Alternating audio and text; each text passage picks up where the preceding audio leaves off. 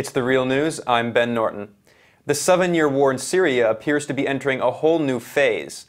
While the Western corporate media has focused almost exclusively on battles between the Syrian army and foreign-backed Islamist rebels, NATO member Turkey has begun carving up the north of the country. Turkey's leader, Recep Tayyip Erdogan, invaded Syria in January. The Turkish army and Salafi jihadist rebels from the so-called Free Syrian Army conquered the Kurdish-majority city of Afrin, expelling roughly 200,000 of its 300,000 inhabitants. Extremist Islamist rebels subsequently looted Kurdish stores and burnt down homes in Afrin. A few days later, Turkish state media published shocking video of a school in the northern Syrian city. Children are waving Turkish flags, teachers are making students chant pro-Erdogan and pro-Turkey slogans, and giant photos of Erdogan hang on the walls inside the Syrian school. Now Turkey has set its sights in other border areas inside northern Syria, including Tal Rafat and Manbij. Those are cities to the east. Turkey has said its goal is to defeat Kurdish fighters from the People's Protection Units, known by the acronym YPG, whom Ankara describes as terrorists. In its fight against ISIS, the YPG has received support from the United States, which is committed to overthrowing the government in Damascus. And the U.S. has created several military bases inside sovereign Syrian territory, where there are at least 2,000 American troops. But the U.S. also appears to have supported the Turkish invasion of Syria, and the Pentagon told YPG fighters that they would lose U.S. support if they went to Afrin to fight Turkey. Joining us to discuss these complexities and the potential for a whole new phase in the Syrian war is journalist Ali Ornak. Ali is a Turkish journalist of Kurdish origin. He previously worked for Hurriyet Daily, one of the leading newspapers in Turkey, as a foreign news editor, and he spent several years reporting on the war in Syria. Thanks for joining us, Ali. Thank you, Ben. Ali, program. Of course. Ali, so let's just start with what happened in January. I mean, of course, there's a lot to talk about with the whole war in Syria, and we'll get to that. But can you talk about Turkey's invasion of northern Syria, which the government in Damascus said explicitly that it opposed? This was in January of this year. Of course, Turkey has a long history of intervention in Syria, going back to the beginning of this war. It's documented that Turkey, along with the CIA, Saudi Arabia, and other foreign countries, have supported extremist Islamist rebels inside the country. But this seems to be a whole new phase. What's your take? Yeah, as you said, it's a completely new phenomenon for the Turkish intervention into Syria. But there are also some both personal reasons and also as well as structural, or let's say Turkish state reasons behind this occupation of Afrin. On the first level, we have Erdogan, president of Turkey, who risked his whole political career by intervening into Syria, by both supplying jihadi groups with arms, intelligence, and training and weapons to overthrow the Assad government and replace it with a Ikhwanist Muslim Brotherhood government. So he risked his whole political career with this intervention. And when Afrin operation, when we look at the timing of the Afrin operation, of course, we saw that it's some sort of reaction to Syrian army operation into Idlib, where Al-Qaeda and its ally forces holding ground. Erdogan saw this as the end of his adventure in Syria, so he had to make a new move to preserve his cards. And on the second level, of course, mostly ignored by Western media reporting, this is not just Erdogan's adventure. Actually, it's a Turkish state reaction to the U.S. plan of U.S. plan to establish a Kurdish state in its southern border. Turkey Turkey for at least 30 years. Turkey is in a war with PKK, which has now a branch in Syria called YPG. So Turkish state took this new establishment, new U.S. policy as a threat to its territorial integrity, and also so they act accordingly and act to crush the Kurdish entity in the north. But as I said, the Idlib operation, I think, triggered Erdogan's fears. As also there are another aspect for his fears. As we know, for a couple of years, United States formed a small so-called Serious Friends group. It includes Britain, United Kingdom, France, Saudi Arabia, Jordan, and Egypt, and France. And they discussed their future plans and agenda in Syria. And what we have learned that Turkey found no seat in this closed group meetings. So Erdogan feels that he is now completely out of the table in Syria, either on the Russian side or on the United States side.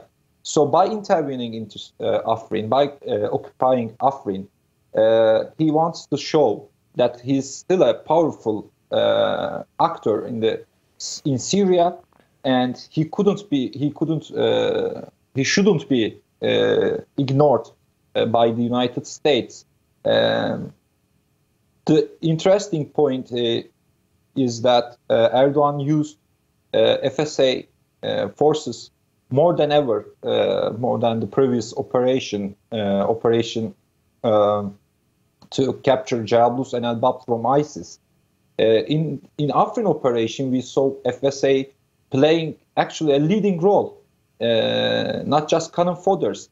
And by so, Erdogan, I think, tries to show the United States that it has a very well-trained and equipped FSA force that could be used instead of PKK-linked YPG.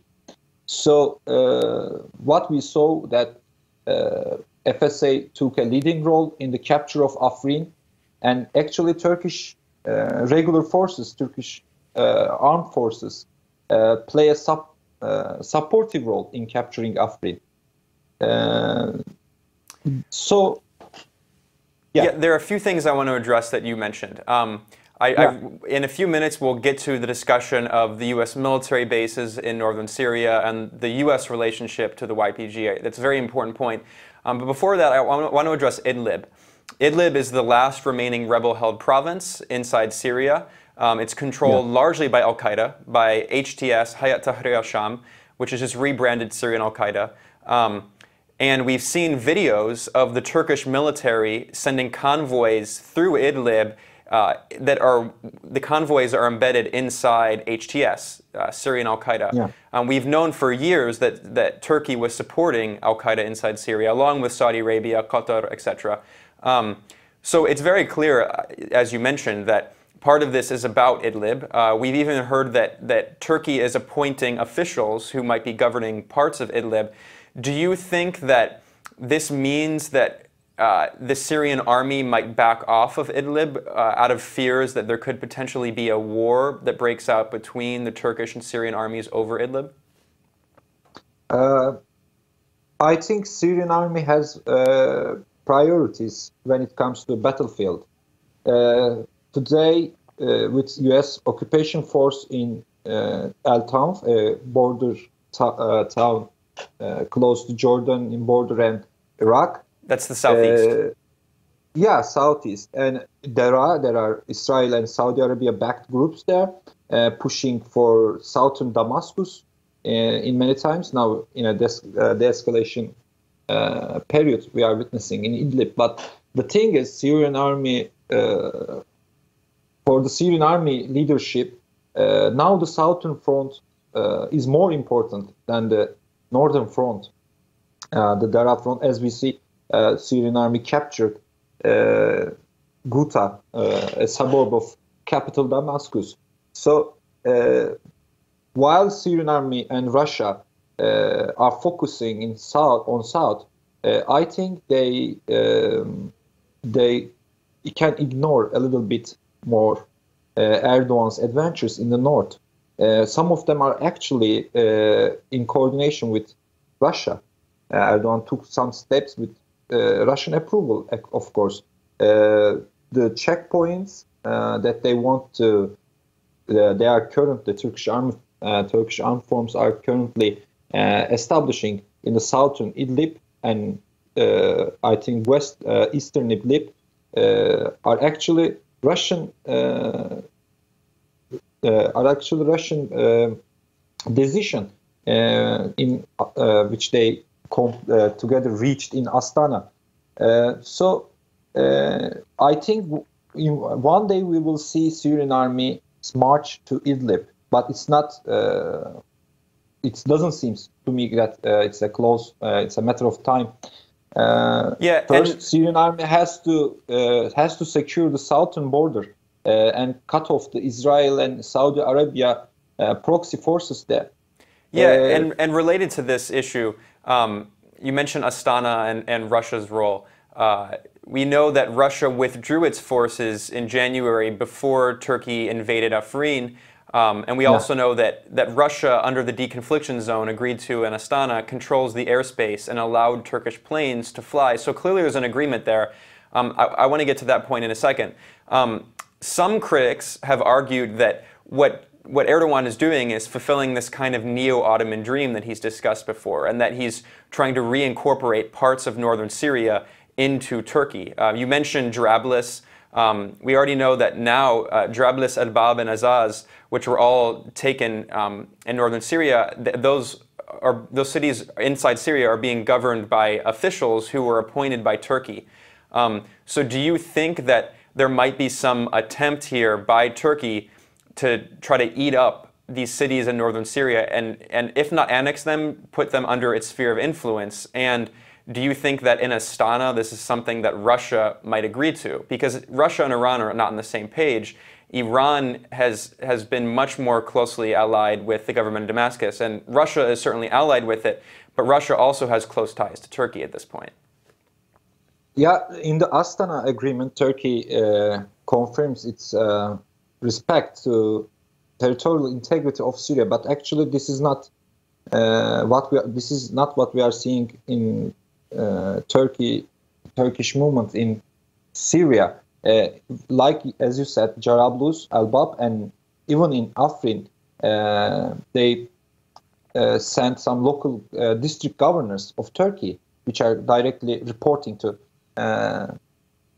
Ankara. And now Turkish postal services has offices in Jarablus and Elbab. This is clearly a violation of actually Astana agreement.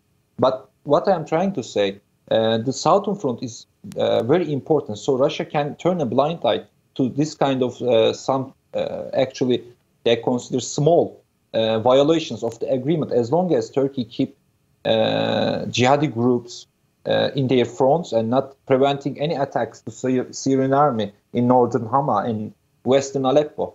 And so this is actually this is some sort of price that they have to pay. And Erdogan wants to show his power by capturing some areas of Syria, and because Erdogan has a critical election in near future, and the Turkish flags raised over Syrian towns are part of his election campaign right now. And so I think this is some sort of lesser evil for Russia.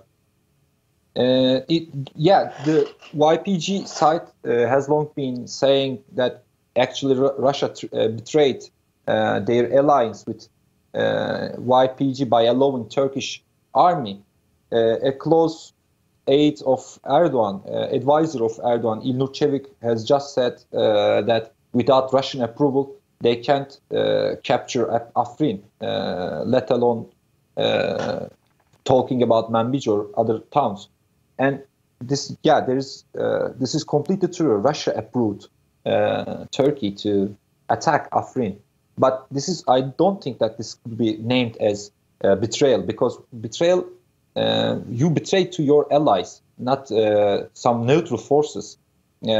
YPG has long, for over 3 years, YPG solely went in an alliance with United States. So when you are in an alliance with United States, when they are, you are okay with their plans, and accordingly to these plans, by capturing rich oil fields of Deir ez-Zor and gas fields of central Syria, for the sake of U.S. plans, you can't expect Russia to come and save you from Turkey.